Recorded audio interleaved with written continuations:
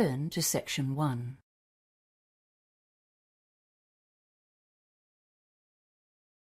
You will hear Elliot, an environmental science student, talking to his tutor about an essay he is writing on captive breeding programs. First, you have some time to look at questions 1 to 5. In the exam, you would have 25 seconds to look at the questions. Pause the recording for 25 seconds now. Now listen carefully and answer questions 1 to 5. Dr. Ran? Oh, come in, Elliot. Thanks for sending me the draft of your extended essay. Now, you're writing about captive breeding of endangered species, aren't you? Yes. OK. Well, this isn't a bad first draft, but there are some issues I think we need to discuss. Yes. I wasn't sure if I'd done enough research before I started writing. I'd say you've got plenty here. Too much in places. You've got this very long introduction on factors threatening the survival of species now and in the future, for instance. It's interesting, but it doesn't address the main issue of this essay. Oh, I thought I needed to give supporting evidence for my ideas. Yes, but only for key ideas. You can't cover everything. You've got to focus on the area you've chosen, which is the breeding of endangered species in captivity. Now, you have lots of relevant material about that, but I think you need to look at the planning of your central section again. At present, it's all rather a jumble. Oh, you mean I need to write it all out again? Well, it's just a matter of moving the things round a bit. Your introduction needs a rethink, as I said. Why don't you just begin by saying what captive breeding is? Give a definition. That's right. Then you should make it clear which are positive points and which are negative ones. For example, you start with the fact that breeding endangered species in captivity may be the only way we have of preserving some from extinction in the years to come, which is clearly an advantage. Now, what other advantages did you mention? Well, the whole thing about zoos, that since they're the obvious places for captive breeding to take place, this could justify their role in the future. They're not just a place for people to go and stare at animals for fun. And then there's the point that captive breeding eventually allows the animals to be reintroduced to the wild again, in theory at least. Right. So put those points together. Then the disadvantages. Well, the point that these programs are very expensive, obviously. Then thinking about the animals themselves, the psychological effects of captivity. Yes. And you also had a good section on the problem of disease for animals in captivity. But maybe you could have mentioned the poor success rate when they are eventually reintroduced into the wild. Right.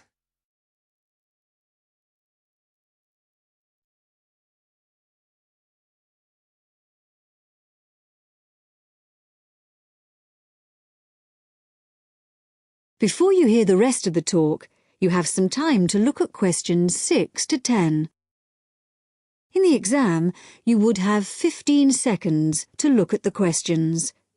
Pause the recording for 15 seconds now. Now listen and answer questions 6 to 10. Now, your next section's on requirements for successful release of these animals into the wild. I think you need some evaluation here. Which of these requirements are more important and which are less important, according to the available data? I had some information about that, but I wasn't sure if I needed to put it in. Yes, definitely. My first point, for example, that's to do with the fact that animals bred in captivity have to be taught how to survive before they're released. All the data shows that's absolutely essential. Unfortunately, if they're just released without training, they won't know how to hunt and how to avoid predators and so on.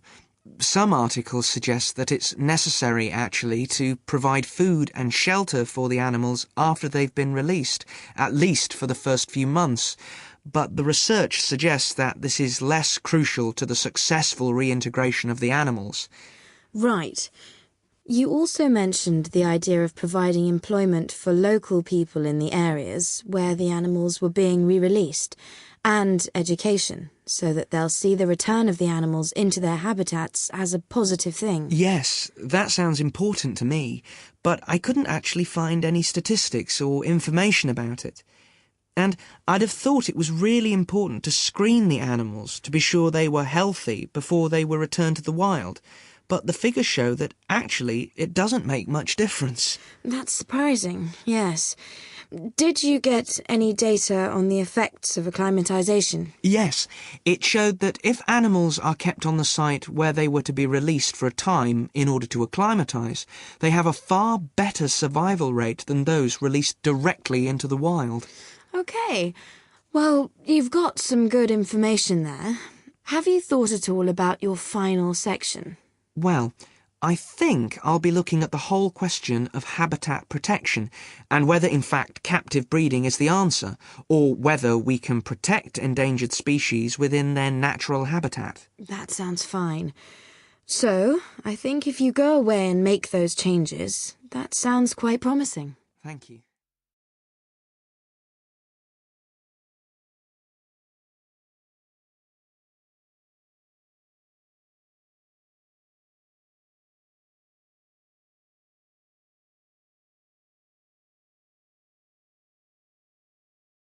Now turn to Section 2.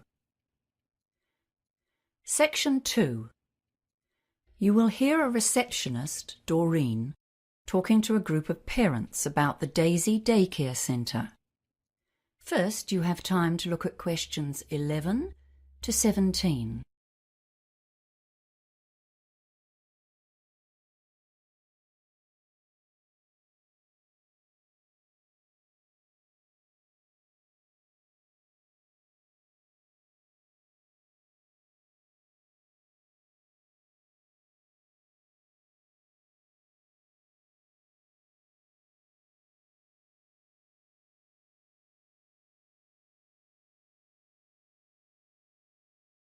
Now listen carefully and answer questions 11 to 17. Hello everyone. I'm Doreen, the receptionist at the Daisy Childcare Centre. Thank you all for coming to our open evening. I'll just show you round and tell you a bit about the place. First of all, I will have to ask you to leave your sneakers and sandals, etc. here on the shoe rack, just inside the main door. You know how the young ones love crawling around the floor, so our policy is no street footwear inside. As you can see, our facility is very open plan.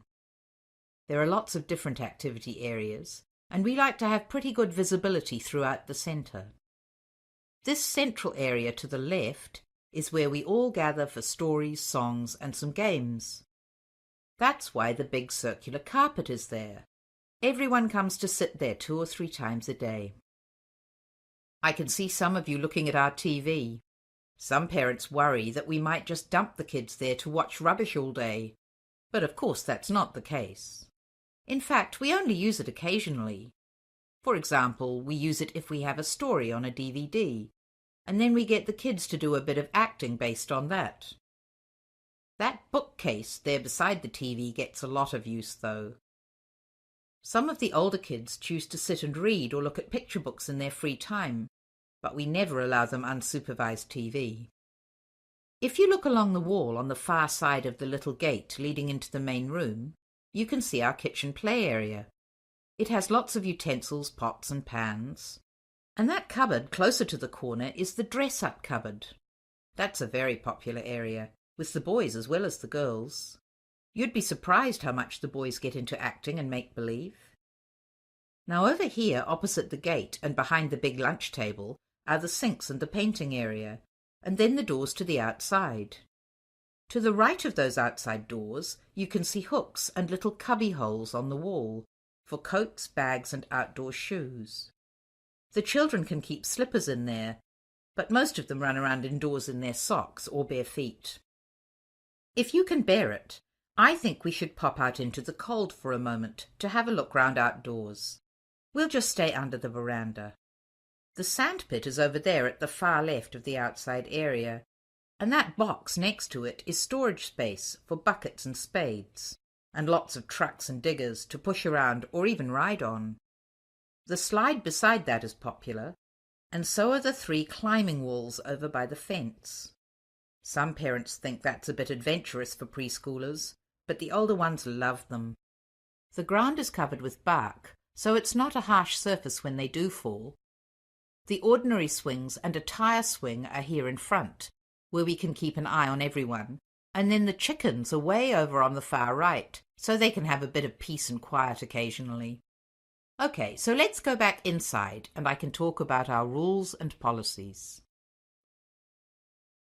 Before you hear the rest of the talk, you have some time to look at questions 18 to 20.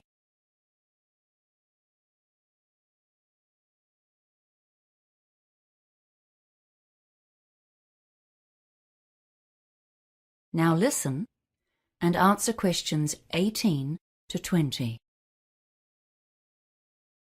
As you probably already know, the government sets limits on adult-child ratios, but we try to improve on those wherever we can. There are different ratios for under and over 2-year-olds. For the under 2s, the rules are 1 adult to 4 children, and we basically stick to that, except that we have an extra roving staff member with no allocated children who helps out wherever there's a need. The older kids have a 1 to 8 ratio, and again we try to have an extra staff member on site. All of our staff are fully qualified, but we do have trainees from the local polytech at certain times of year. We do have pretty strict rules about pick-up times here. It's a real problem if parents are late, and we end up with far too many kids for the number of staff. So we ask you to be very punctual about collecting your children. We have had to ask a couple of consistently late parents to leave, but of course this is only a last resort. We have quite a long waiting list here, especially for the over 2s, but you're welcome to put your name down. The average lead time is usually about 9 months, but sometimes we get unexpected vacancies. For example, maybe a family has to move to another city for work or something, so their child is withdrawn. This means, if you're lucky, your child could be admitted in 3 months or so. Now, are there any questions? That is the end of section 2. You now have half a minute to check your answers.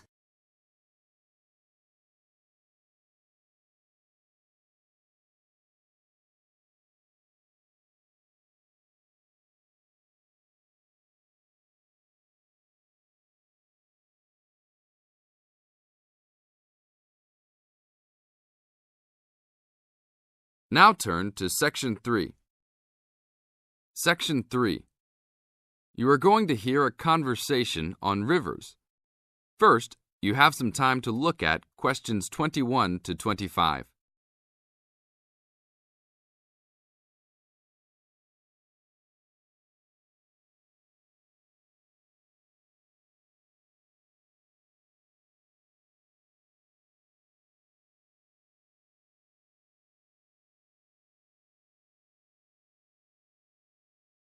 Now listen to the tape and answer the questions. Please tell me about the current state of the Amazon. We have increased deforestation, increased human population relating to deforestation, and a role of fire in the Amazon on a scale that's never been seen in history. At the same time, you can see progress in trying to counter that negative trend. How do you see this? We see this in the creation of national parks and indigenous areas, and efforts to fund sustainable development activities for locals. We see both good and the bad, and it's going to be a race to finish. I understand that you started the Minimum Critical Size of Ecosystems project. Could you tell me about it? A number of years ago, it became apparent that those practicing conservationists didn't have the scientific information available to properly design a conservation area. They didn't know how big it had to be, right? People were learning that as forests fragment, the fragments begin to shed species after they become isolated, so they end up becoming poor examples of what they had been. This relates to the size of the fragment. Do people still study this? Yes, there is a rich subfield of conservation biology that looks at the efforts of fragmentation. One of the consequences is a general policy response to set up protected areas that are fairly large, something on the order of 1,000 square kilometres.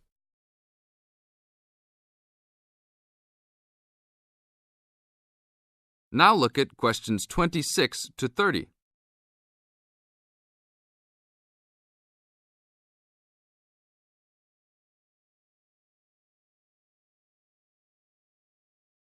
As the talk continues, answer questions 26 to 30. Can you talk a little bit more about the forest fragmentation? As habitats are destroyed, they are accompanied by habitat fragmentation. So when 50% of a forest is lost, the remaining 50% being is not one large block, but smaller pieces, which makes the conservation problem even worse than saying that 50% has been lost. And this affects not just forest, but species diversity, correct?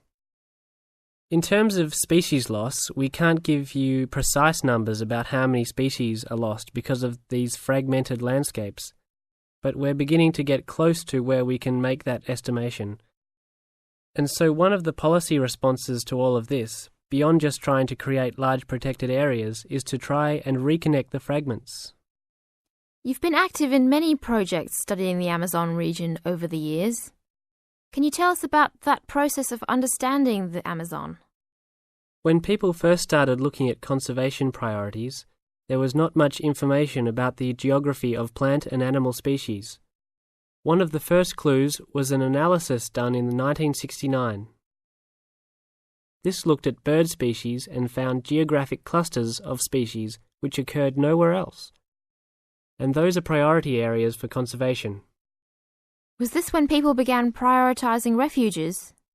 Yes, it was the first time that someone looked basin-wide at priorities, giving priority to so-called refugean areas.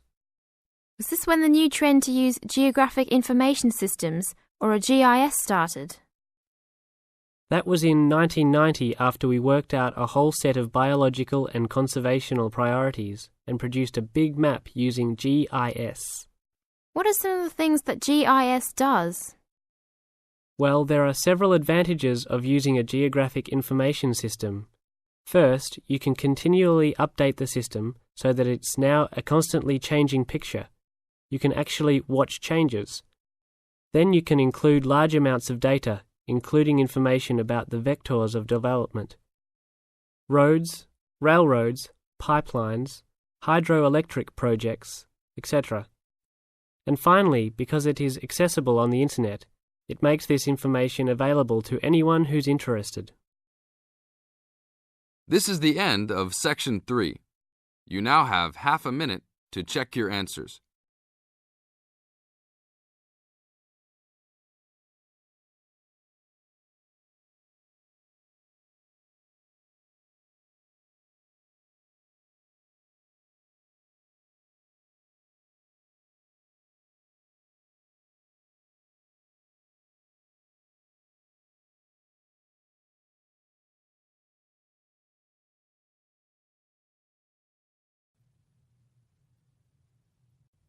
Now turn to Section 4.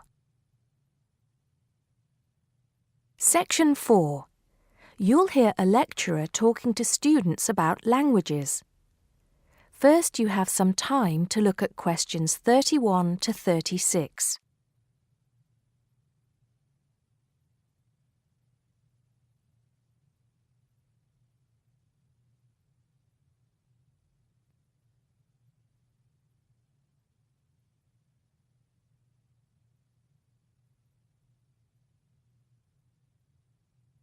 Now listen carefully and answer questions 31 to 36.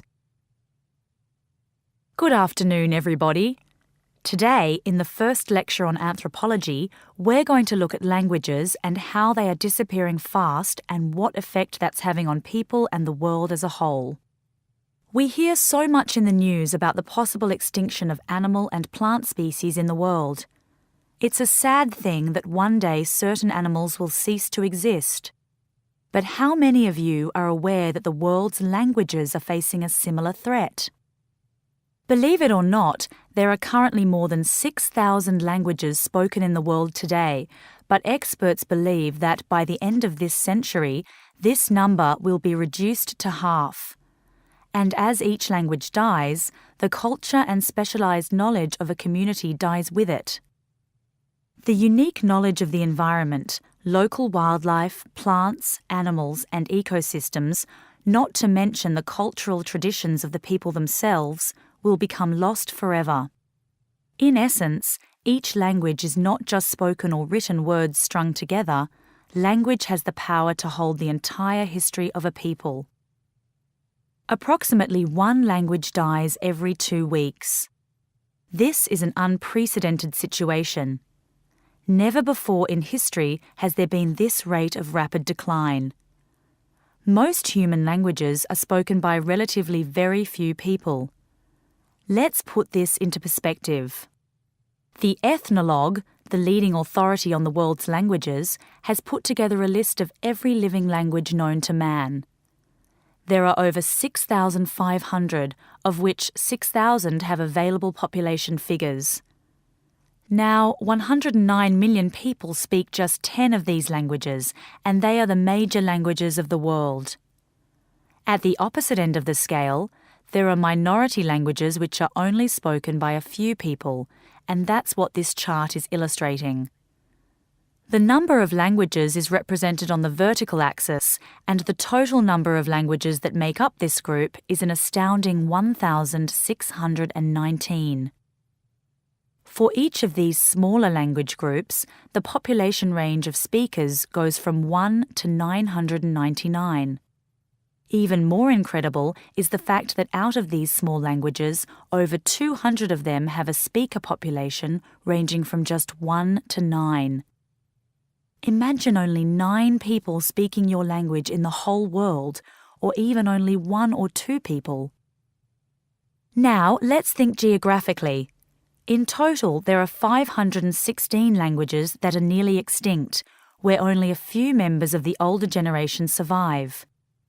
When they die, the language will die with them, lost forever. The majority of nearly extinct languages come from the Pacific and the Americas, making up 74%, followed by Asia at 15%. Europe has the smallest percentage of languages that are nearly extinct, only 2%. Before you hear the rest of the talk, you have some time to look at questions 37 to 40.